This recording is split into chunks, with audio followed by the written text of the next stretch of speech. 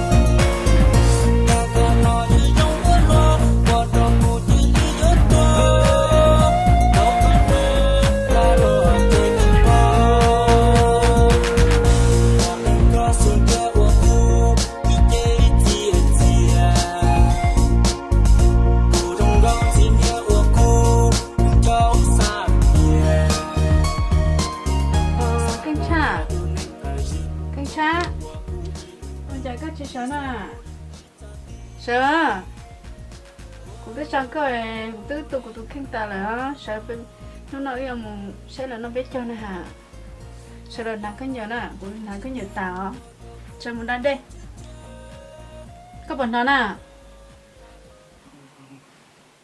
chắc cái sườn gió luôn à. giờ tôi sườn gió làm ba hò chỉ bằng in chỉ muốn cái chung lại sẽ mua ai nó giống mua thế mà đã đây ta nhìn qua mà lo sẽ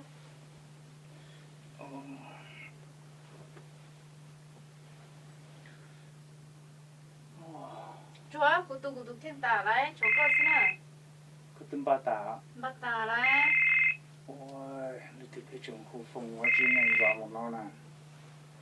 đây sẽ lên cái nào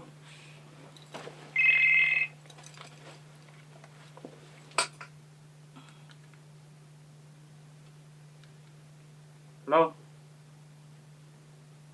Lo. Ok.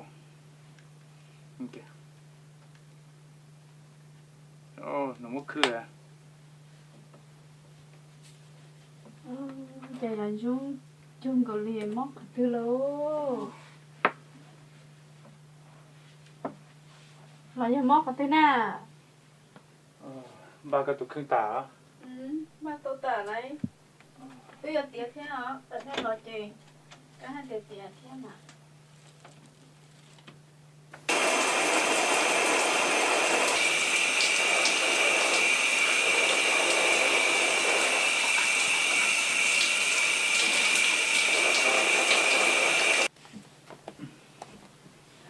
Nhà cái ba tàu đó. bắt đầu cái này là đi tả nó Cái đây tả. đi tả đấy cứ từng bắt tiền lại cho nó đi cho sữa rồi cái chim nó được khi nó đi cho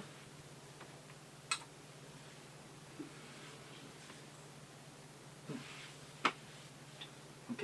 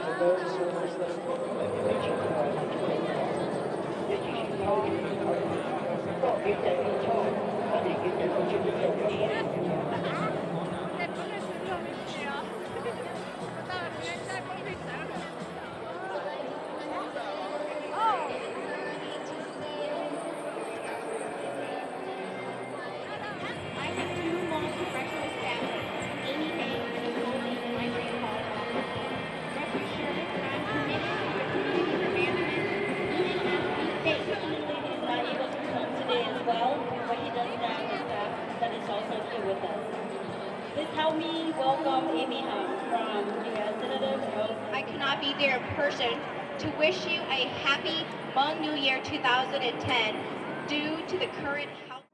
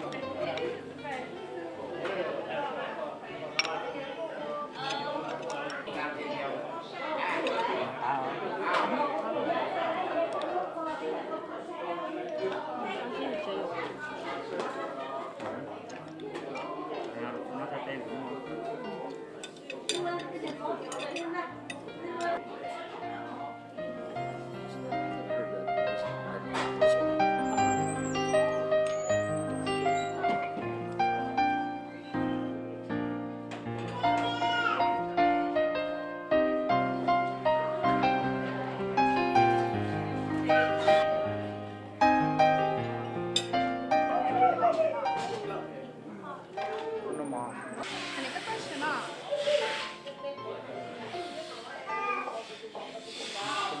애니메이션아. นี่กูตรงก็ 에꾸네. ก็คือกูตรงก็เท่าหมอ 인차 무슨 뜻 하는 나 กูตุ๊เป้าหนึ่งได้หรอ 애꾸네 ก็กูตรงก็เท่าหมอกูมาปลาตัวนี้นะ 란 저기 有这个还个大壮，这么是这个头了对不对？ 그것도 거나 키스를 하오나 무제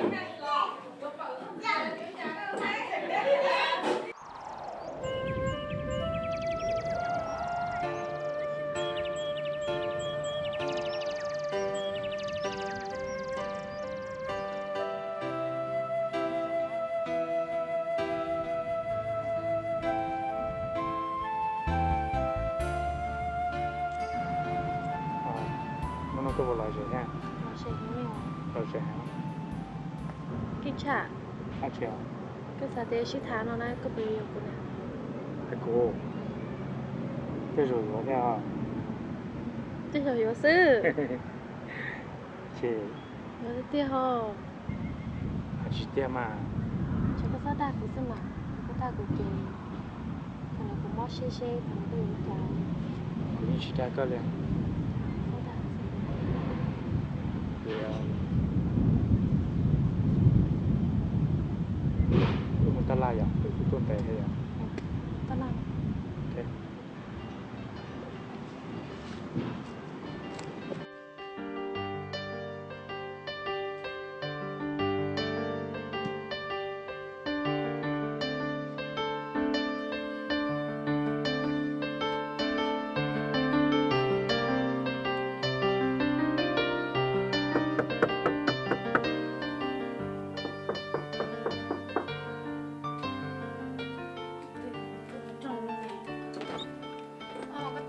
또 기차 그냥 제네 킹차 진열이야. 오늘 뭐 하지요? 집밥에는 뭐랬지? 어린데 막 무시할 거만 또 응, 올린다나.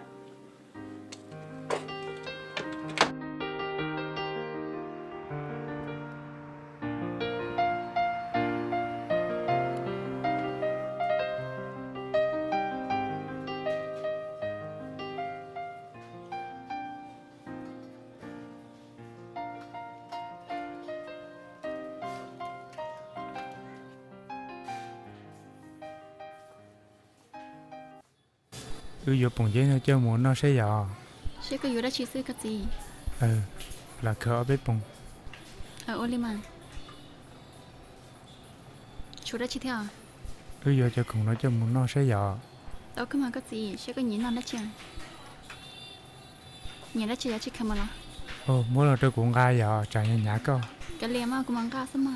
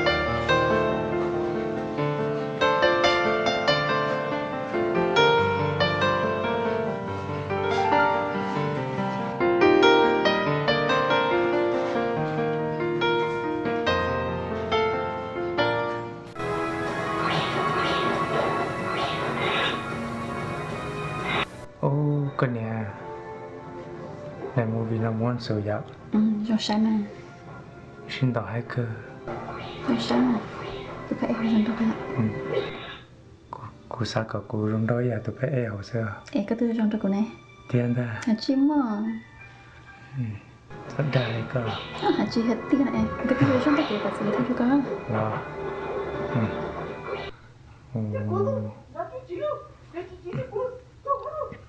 con nhà được chưa có chả nung nó chán tôi này vậy chả chán tu em vì hai tiếng mà cái nhân ta cô nè chỉ có chán tu xứ chim mà có một sai thì cứ nung nhau chuyện nó sẽ một xí nữa một xíu thế này một xí tập hết thế tôi có nhau chuyện là nhau rồi một là chôn à ôi đi mà giờ đi chạy một là mua cho mua xem mà mua tôi thì đi cái nhà có chỉ sẽ có tí rong câu thế à nhưng mà cái gì nó là chán tu thích gì vậy có sao đi trả sư cái nhà lúc nào ưu tô xin nó nè nó nào cũng cho xe hai tiếng mà có nhân thân đặc của nó